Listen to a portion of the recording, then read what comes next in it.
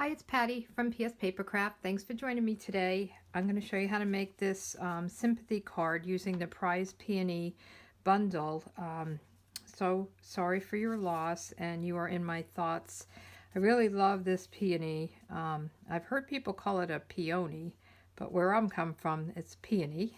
So I'd like to know how you guys call it. So I've been making, unfortunately, a lot of sympathy cards lately, and I thought this was a really pretty one. I love the sentiments, so sorry for your loss, and you're in my thoughts. I thought they were good. So let's get started. I already did my cutting out, so I have a piece of Sahara Sand cardstock and Whisper White cardstock. And I'll have all the measurements, but the only thing I'm using actually from the dies is this piece. So if you don't have the dies and you have some other kind of piece, you can do that. And I just put it along here and cut it out, ran it through, and then turned it over and ran it through the side.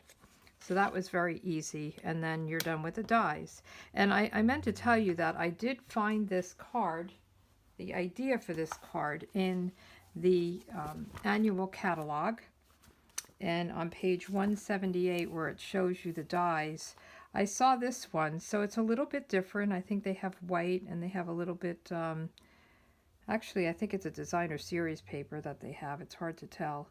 And they did some watercoloring in here. So mine is a little bit different, but I got this idea from it. So there's a lot of good ideas in the catalogs, and you can go and look and get the idea and then change it up to make it a little bit different or copy it exactly the same. So I have this big stamp already mounted, and I want to get two colors on it, so I'll use my Stampin' Up markers. I'm using Magenta Madness, which is one of the new ink colors, and I love it, and then Old Olive. And you can't use your stamping blends. You have to use the Stampin' Up markers, which are water-based. The Stampin' Blends are alcohol-based, and you don't really want to use alcohol on your rubber stamps. So I'll just color this in. I'm going to color the flower and the bud. Sometimes it's a little bit hard to know where one ends and one begins, but it's okay if you go over or get a little red on the leaf or a little green on the flower. It's not a big deal.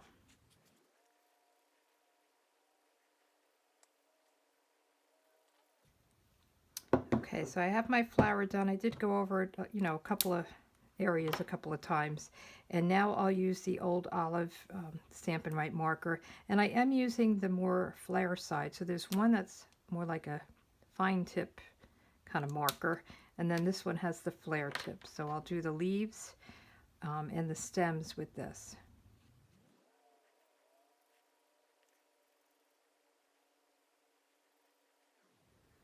Okay, so now that that's done, and you don't have to like rush into it because you're going to breathe on it to moisten it, so that if any of it dried a little bit, you can just moisten it up with your breath. So let me do that. And then I want to stamp it kind of up toward the top a little bit so I have room for my sentiment. Okay, and I put my sentiment right on here. In the sample on page 178, they have it going across, and this is all kind of watercolored, so if you wanted to do that, I just figured there's room, and the way this sentiment lays kind of up and down, it was perfect for this. So let me get my sentiment, and you can either use your ink pad or you can color this if you didn't have this color ink pad or whatever color you were using. So I'll just ink it up and line it up here, and I'm going, this one's a little bit higher so I have a little bit more room to put it on. And then I want to do some other stamping. So if you want to get a very light kind of a watermark, you can use your VersaMark Stamp Pad, or VersaMark Watermark Stamp Pad. So if you wanted just to get a light tone on tone, you can use that. And I'll use this flower. This is this flower, and I'm just going to stamp it. Whoops, this is sticky. This is what you use to emboss with. And let me get a piece of paper underneath it.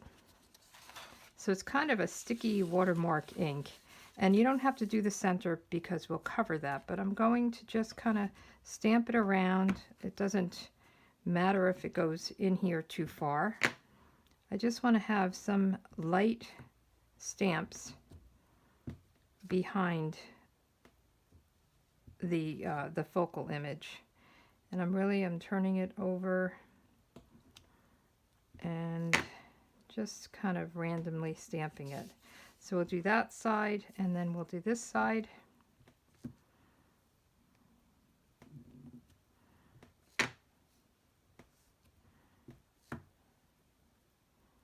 I'm just kind of turning it a little bit so it's got a different look all the way down.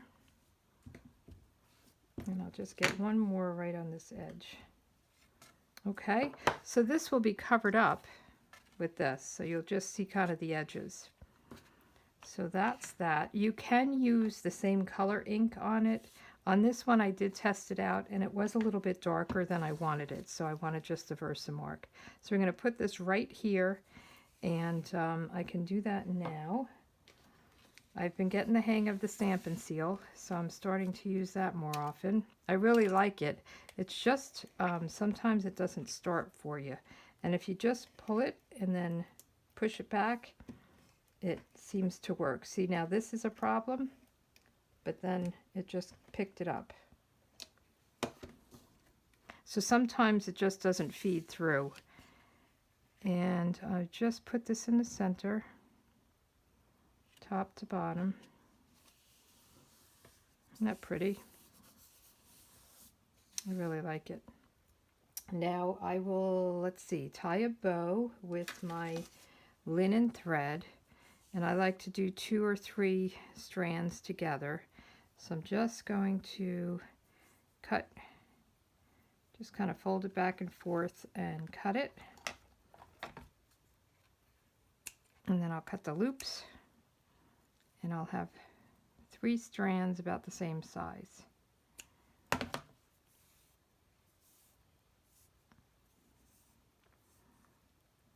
So we'll just tie a bow, and it just gives it a little bit more, I don't know, it's not as thin and light. It's got a little bit more bulk to it. And you could just really play with it. And then I'll cut all the ends off so that it's kind of even. Oops. And we'll put that on with a glue dot. You could tie a ribbon around it and put a bow over here if you wanted. I kind of liked it right there. And we'll just get a glue dot and put that on the back. And whoops, it stuck to my finger. I just put it kind of where the branch meets. So I think that's really pretty. And then on the inside, I'll stamp the inside sentiment. And I'll do that with Old Olive. Again, if you don't have the ink pad, you can just color it with your Stampin' Right water-based markers. And we'll just do this right here. And I want to use the smaller flower that I used up here. I'm just going to clean it from the VersaMark, because this time I will use the Sahara Sand ink. So let's get that out. And we'll just put it in each corner. This is something that I usually do. And it's pretty. You can color this just like you colored the outside, but I thought this is just a pretty color. And it matches the card base. So let's put this in. And we're just going to put one here. See, I think that's the trick. Push it this way, and it kind of breaks it off.